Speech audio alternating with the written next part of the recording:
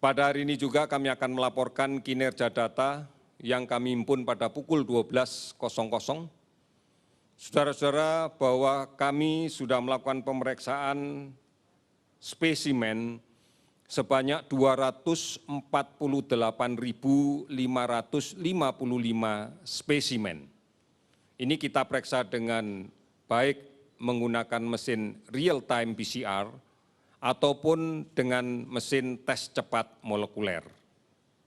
Ini yang kita lakukan dan hari ini pun juga masih terus kita lakukan verifikasi hasil pemeriksaan spesimennya untuk kita bisa pastikan kepentingan kita di samping melaksanakan tes secara masif, maka kita juga akan melaksanakan tracing secara agresif. Oleh karena itu spesimen yang kita periksa seluruhnya harus kemudian kita terjemahkan menjadi kegiatan penyelidikan epidemiologi yang ditujukan untuk pelaksanaan tracing secara agresif, yang nantinya pun juga akan bermuara pada isolasi yang ketat pada kasus-kasus positif yang kita dapatkan. Saudara-saudara, hari ini konfirmasi COVID-19 positif yang kita dapatkan sebanyak 526 orang, sehingga totalnya menjadi 22.271 orang. Kasus sembuh 153 orang pada hari ini, sehingga total menjadi 5.402 orang. Sementara kasus meninggal 21 orang, sehingga totalnya menjadi 1.372 orang. Sudah 404 kabupaten kota yang terdampak di 34 provinsi. Oleh karena itu pekerjaan kita masih cukup berat, karena kami masih melakukan pemantauan di seluruh wilayah di tanah air ini pada orang-orang yang perlu kita pantau sebanyak 42.551 orang. Sementara pasien dalam pengawasan yang saat ini masih tetap kita awasi adalah 11.389 orang. Saudara-saudara, gambaran inilah yang kemudian kami sampaikan sekali lagi bahwa proses penularan masih saja terjadi. Masih ada orang tanpa gejala atau sumber penularan penyakit yang masih berada di tengah-tengah masyarakat.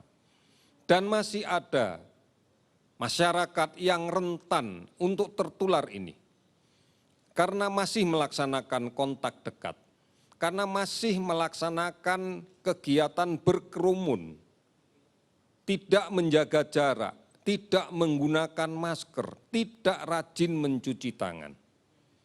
Inilah yang menjadi salah satu sebab mengapa kasus ini masih saja terus terjadi dari hari ke hari.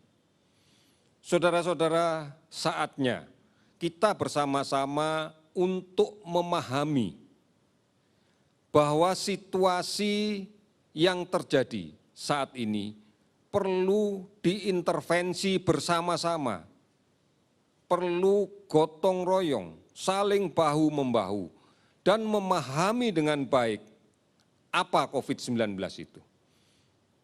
Pemerintah telah menyediakan banyak informasi di berbagai kanal informasi. Televisi Republik Indonesia, Radio Republik Indonesia tiap hari menyiarkan ini dan disebarluaskan oleh televisi dan radio swasta lainnya. Oleh karena itu ikuti, jalankan. Kita tidak akan melakukan himbauan-himbauan terus, tetapi jalankan himbauan yang telah ada.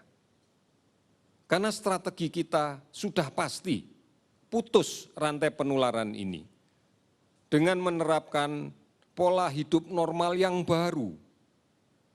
PHBS jalankan dengan baik, mencuci tangan secara rutin, menggunakan masker, tetap di rumah, jaga jarak, hindari kerumunan. Inilah strategi-strategi kita.